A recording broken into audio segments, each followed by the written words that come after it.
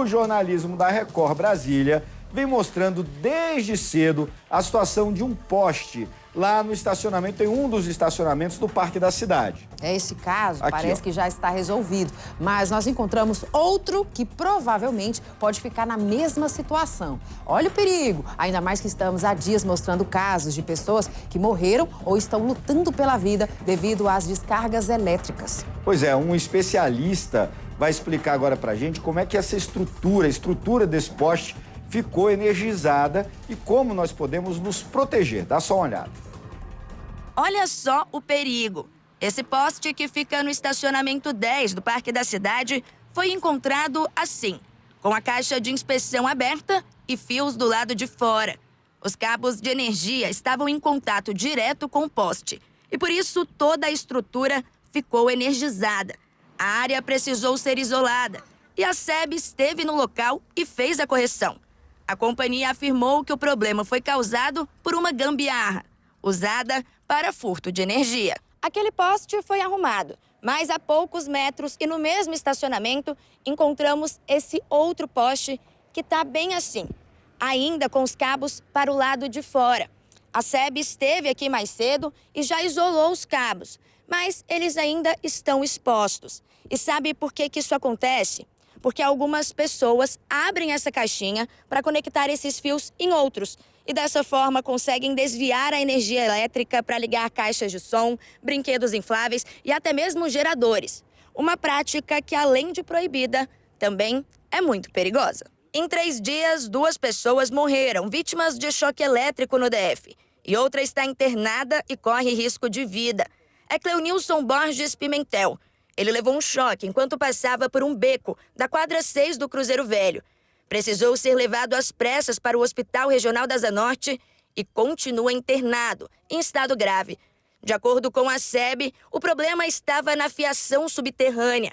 Este especialista explica o que pode ter acontecido. Existem algumas situações em que os cabos podem sim provocar choque nas pessoas. A primeira situação é quando esse cabo ele é um cabo nu, ou seja, é um cabo que não possui isolamento, que é o caso das redes de distribuição de energia, as redes de alta e de baixa tensão da Neoenergia. Outra situação que um cabo pode trazer risco de choque elétrico é quando esse cabo está com fuga de corrente, ou seja, ele está com uma emenda exposta ou ele está com uma rachadura, né? E esse cabo, se ele estiver passando pelo solo, ele vai produzir uma fuga de corrente, essa fuga de corrente propaga pelo solo e esse poste pode sim produzir uma descarga elétrica, ou seja, um choque elétrico. Também no sábado, o técnico de som, Renato Pena do Carmo, de 32 anos, sofreu uma forte descarga elétrica enquanto montava a estrutura de som de uma festa que aconteceria no Estádio Nacional Mané Garrincha. Renato não resistiu e morreu. 2 dias antes da tragédia envolvendo o técnico de som, Adrian David, de apenas 10 anos de idade, morreu depois de encostar sem querer em um carro que estava energizado por um fio de alta tensão. O caso foi em Planaltina e a fiação teria rompido durante uma forte chuva que atingiu a região. Esses cabos aqui acima, marcados, são cabos de alta tensão. Então, cabos que trazem risco de descarga elétrica. São cabos nus de cobre. Então, esses cabos transportam energia.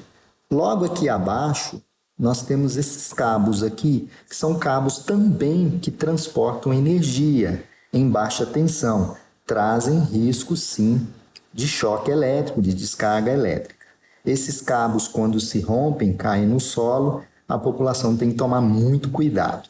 Logo aqui abaixo, vocês podem estar vendo aqui, um emaranhado de cabo preto aqui. Esses cabos não trazem risco para a população de choque elétrico. Por quê? São cabos que não transportam energia. São cabos que transportam internet, telefonia, são cabos de fibra ótica. Diante da quantidade de ocorrências de descargas elétricas, o Ministério Público do Distrito Federal e Territórios enviou um ofício para a Neoenergia, SEB, Arena BRB e Corpo de Bombeiros, cobrando ações corretivas e preventivas, além de detalhes relacionados aos últimos incidentes. As informações precisam ser enviadas para o Ministério Público até o dia 30 deste mês. Olha, sobre o caso do poste energizado no Parque da Cidade, a Companhia Energética de Brasília informou que fez uma vistoria em todos os outros postes para checar e garantir o funcionamento. E diz que também entrou em contato com a administração do parque, que preferiu não se manifestar e informou apenas que a responsabilidade é da SEB. Pois é, mas alguém tem que ficar de olho para evitar que pessoas que circulam por lá no fim de semana arranquem essas plaquinhas, por exemplo, como foi levantado mais cedo na reportagem, para fazer ligação de som, né, ligação de outros carrinhos lá food trucks que requerem energia elétrica. Alguém tem que ficar responsabilizado por monitorar isso aí. Eu acredito que não seja função da SEB.